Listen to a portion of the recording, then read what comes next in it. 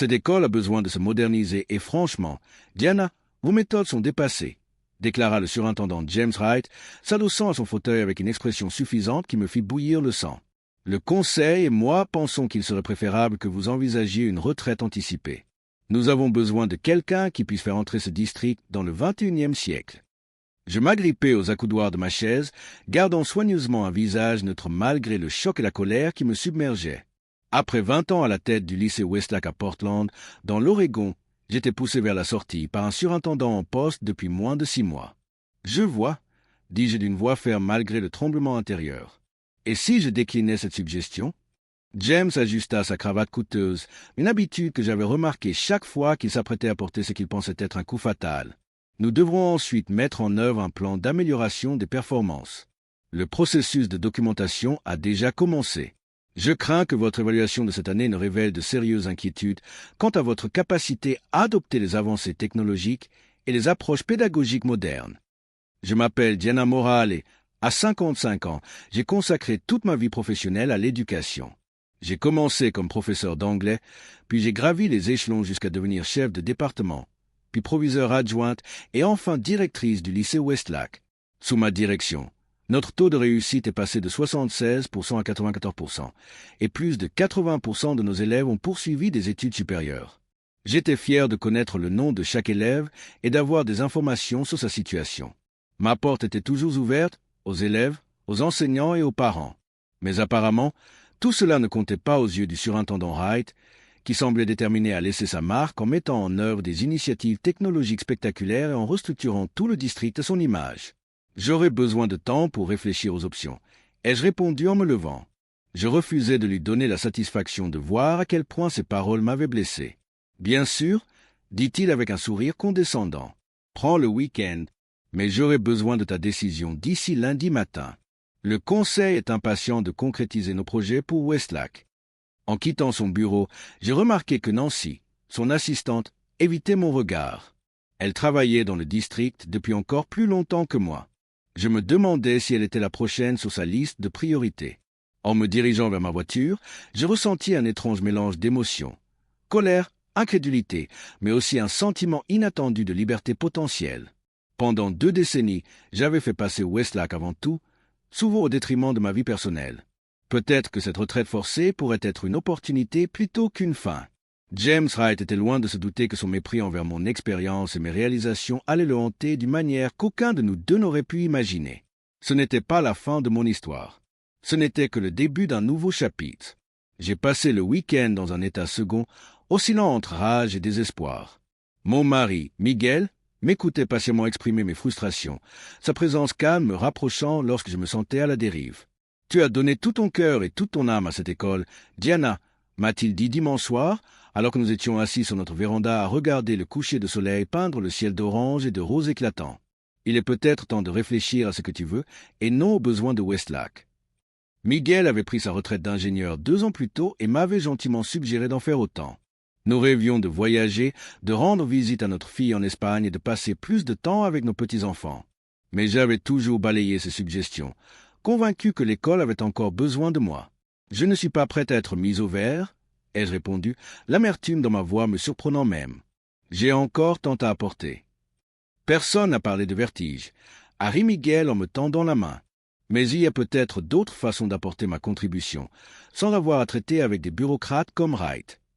Le lendemain matin, je suis arrivé au bureau du surintendant Wright avec 10 minutes d'avance, vêtu de ma tenue la plus professionnelle, un costume bleu marine que je réservais pour les réunions du conseil d'administration et les réunions de parents. Je voulais affronter ce moment avec dignité. « Avez-vous pris votre décision ?»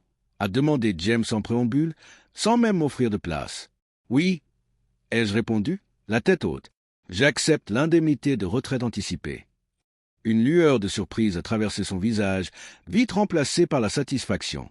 Il s'attendait visiblement à davantage de résistance. « Excellent. Les ressources humaines vous contacteront pour les formalités administratives. Nous annoncerons votre départ à la retraite à la fin du mois. Vous pourrez profiter de ce temps pour régler les derniers détails. J'aimerais le dire personnellement à mon équipe, ai-je dit d'une voix posée. Bien sûr, a-t-il répondu d'un ton dédaigné. Le district apprécie vos années de service. Diana. Ces mots sonnaient creux, une reconnaissance superficielle de 2 décennies de dévouement. Mais j'ai simplement hoché la tête, fait demi-tour et suis sorti, la tête haute.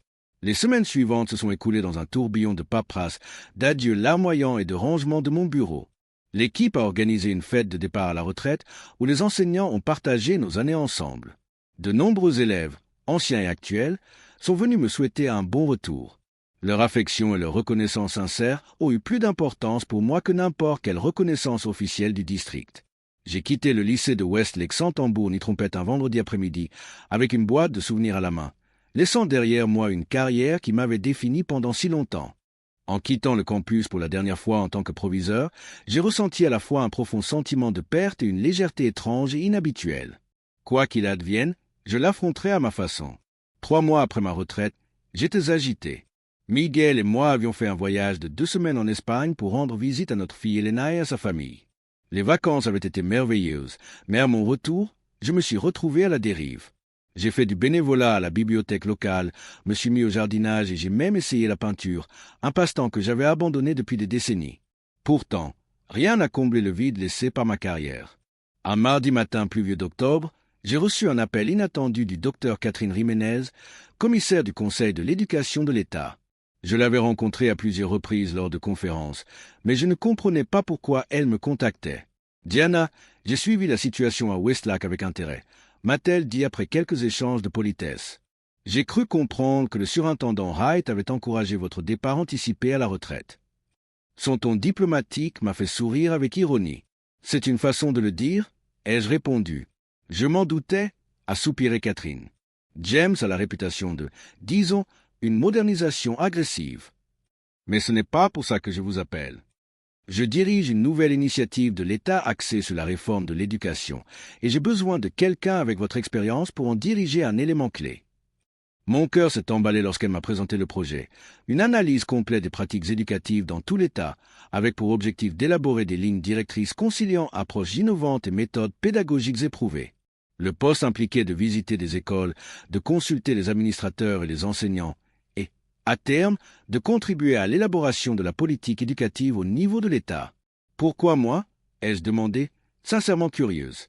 Parce que vous avez un palmarès de réussite qui parle de lui-même, a répondu Catherine. Et parce que je privilégie l'expérience et la sagesse aux approches novatrices et osées qui n'ont pas encore fait leurs preuves. L'ironie du sort ne m'a pas échappé. Les qualités mêmes que James Wright avait qualifiées de dépassées étaient exactement ce que Catherine recherchait. Je lui ai dit que j'avais besoin de temps pour réfléchir à l'offre, mais en réalité, j'avais déjà pris ma décision. Après en avoir discuté avec Miguel ce soir-là, j'ai rappelé Catherine le lendemain matin pour accepter le poste. Le lundi suivant, j'ai pris mes nouvelles fonctions de conseillère pédagogique principale pour le Conseil de l'éducation de l'État. Le salaire était presque le double de celui que je gagnais en tant que directrice, et le travail était intellectuellement stimulant d'une manière que je n'avais pas anticipée.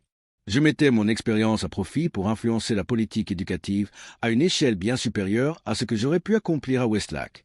Parallèlement, je gardais un œil sur mon ancienne école grâce à des amis qui enseignaient encore. Le nouveau directeur, Brandon Peters, choisi par Wright pour son enthousiasme pour la technologie et ses méthodes d'enseignement innovantes, était en difficulté. Les enseignants démissionnaient à un rythme effréné. Les problèmes de discipline se multipliaient à un rythme alarmant et les parents commençaient à se plaindre. 6 mois après mon départ, j'ai reçu un appel inquiétant d'Elena Garcia, la professeure de mathématiques chevronnée qui était devenue ma plus proche alliée pendant mon mandat à Westlake. « Diana, c'est un désastre ici », a-t-elle murmuré, comme si elle avait peur d'être entendue. « Tout ce que vous avez construit s'effondre. Les élèves souffrent et personne ne semble s'en soucier, tant qu'ils peuvent vanter leurs nouvelles initiatives technologiques et leurs communiqués de presse. » J'ai raccroché, ressentant un mélange complexe de justification et de profonde tristesse. J'avais mis tout mon cœur dans cette école, et cela me faisait mal d'entendre qu'elle était en difficulté. Mais une petite part de moi ne pouvait s'empêcher de penser que James Wright récoltait ce qu'il avait semé. Janvier a marqué non seulement le début d'une nouvelle année, mais aussi la première série de résultats aux tests standardisés depuis mon départ de Westlake. Les résultats ont été tout simplement catastrophiques. Les résultats de Westlake avaient chuté, passant sous la moyenne de l'État pour la première fois en 15 ans. Les compétences en lecture avaient diminué de 18%, celles en mathématiques de 22%, et les indicateurs de réussite scolaire affichaient des baisses alarmantes à tous les niveaux.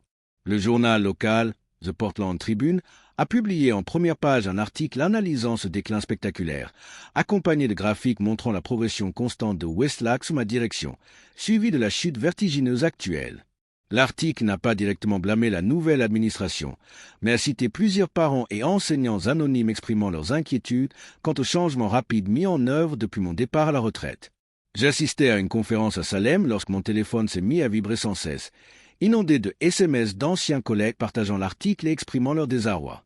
Je me suis excusé pour aller le lire dans le hall de l'hôtel, submergé par un mélange d'émotions complexes. Si une partie de moi se sentait valorisée, une autre partie était profondément bouleversée pour les étudiants dont l'éducation était en difficulté. Ce soir-là, alors que je préparais un dîner avec d'autres consultants, j'ai reçu un appel inattendu du bureau du directeur. L'assistant de James Wright m'a demandé si j'étais disponible pour une réunion la semaine suivante. J'ai accepté, la curiosité l'emportant. 5 jours plus tard, je me retrouvais à nouveau assis en face de James Wright, même si la dynamique avait radicalement changé.